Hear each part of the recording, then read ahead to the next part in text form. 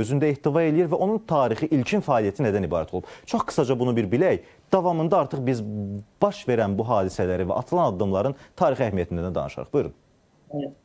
Bir də xahiş edirəm, yaxşı eşitmədim. Ola bilər ki, internet bağlantısı ilə bağlıdır Faiq müəllim. Bir daha mən xatırladım sizə ki, İrəvan qazlığının fəaliyyətinin bərpa olunmasından biz danışırıq. Yəqin ki, eşidirsiniz artıq. Nəyin bərpa? İrəvan qazlığının fəaliyyətinin bərpası barədə danışırıq. Aha. Çox maraqlı bir məsələdir əslində. İndi bunun tarixi, siyasi əhəmiyyəti barədə danışarıq. Öncəliklə bilmək istəyirdik ki, bir bilməyən tamaşaçılar üçün. İrəvan qazılığı deyəndə tarixi olaraq... Yəni İrəvan xanlığından mı? Mən hər halda elə düşündüm, İrəvan xanlığının...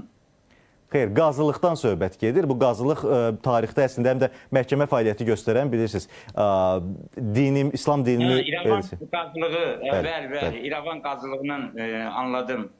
İslam dinini hökm sürdüyü tarixi dövlətlərdə qazılıq həm də məhkəmə fəaliyyəti göstərirdi. Burada bir, ağsaqqallar şurası qazılıq, şurası və s. belə bir... Bu, istəyərdim ki, bunun bir tarixi olaraq nə idi və ilkin funksiyası nə idi? Bir, bunu bizim izləyicilər üçün izah eləyəsiniz. Davamında biz artıq bugünkü əhəmiyyətindən də danışaq mövzusunu. Buyurun. Bəli. Ümumiyyətlə, İrəvan xanlığı da Azərbaycan xalqının, Azərbaycan türklərinin tarixində mühüm yeri bir tutur. Biz bilirik ki, yəni Azərbaycan xalqı, Azərbaycan türkləri tarixən bu torpaqlarda yaşayıblar və İrəvan xanlığı da Azərbaycan xalqının tarixinin bir parçasıdır. O cümlədən də İrəvan qazılığı, yaxud da İrəvan məhkəməsi də biz bilirik ki, həmən xanlıqda mühüm yer tutmuşdur. Əlbəttə, biz bu və ya digər anlamda yəni tariximizə aid olan bir çox varisliyi davam etdirməliyik. O cümlədən də İrəvan xanlığına, Qərbi Azərbaycanımıza İrəvan xanlığına aid olan həmi qazılıq olsun, digər hüquqi, siyasi varisliyi bərpa etməliyik. Burada yəni əsas məsələ odur ki, biz Azərbaycanlı olaraq, Azərbaycan insanı olaraq o zamanki məhkəmə sisteminin də bu və ya digər şəkildə bərpası bizim üçün çox vacibdir ki, biz öz torpaqlarımızda öz hüquqi varisliyimizi bərpa edirik və bizim buna haqqımız çatır. Biz bilirik ki, İrəvan xanlığı dövründə də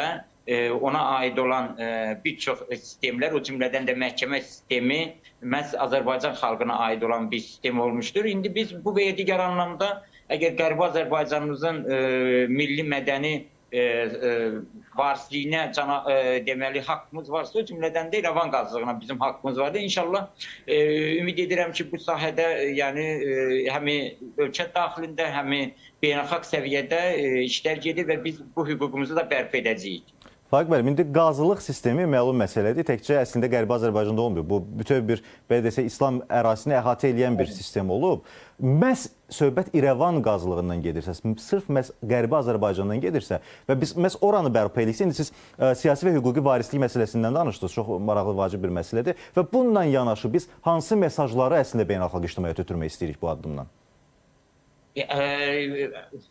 Burada bir həqiqət vardır ki, yəni əgər İrəvan xanlığının bütün anlamlarda varisliyi Azərbaycandırsa, Azərbaycan bugünkü müəyyən mənada da elə Azərbaycan torpaqlarının hər halda biz Böyük Azərbaycanımızın bir qismində öz müstəqilliyimizi davam etdiririk. Ancaq bu İrəvanımızı və digər torpaqlarımızın bizdən kənarda qalması anlamına gəlmir. Yəni beynəlxalq səviyyədə də biz ortaya qoymaq istəyirik ki, bəli, 1918-ci ildə burada müəyyən səbəblərə görə Ararat Respublikası qurula bilər. Ancaq bu İrəvan xanlığına aid olan, o cümlədən də İrəvan qazılığının yəni yeni bir sistemdə bərpa olunması bizim haqqımızdır. Beynəlxalq səviyyədə də biz sözümüzü ona görə deyirik ki, biz tarixi torpaqlarımızı və dünən əslində demək olar ki, son 2 əsrə qədər olan və varlığını sürdürən bir deyək ki, hüquqi varslığımızdan söhbət gedir. O cümlədən də İrəvan qazılığı. Bu demək deyil ki, İrəvan qazılığı dedikdə biz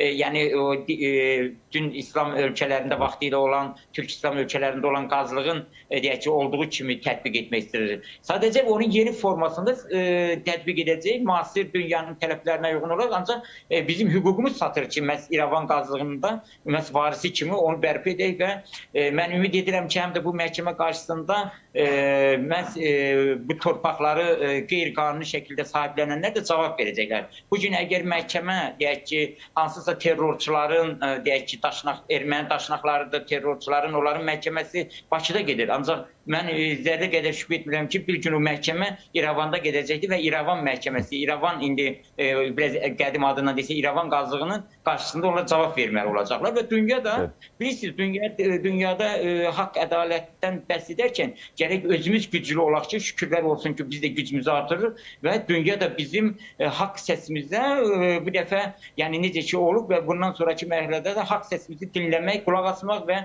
bizimlə razılaşmaq məcburiyyətində qalacaqlar. Yoxsa beynəlxalq o təşkilatlar dediyimizin bir çoxları sadəcə bir çox hallarda sadəcə adında bunu daşıyırlar. Mahiyyət etibarilə isə demək olar ki, yoxdur. Ancaq biz öz hüququmuzu bərpa etmişik, inşallah İrəvanda da bərpa edəcəyik. Faiq müəllim, təşəkkür edirəm. Çox sağ olun. Açıqlamalarınız bizim üçün çox maraqlı və çox vacib idi.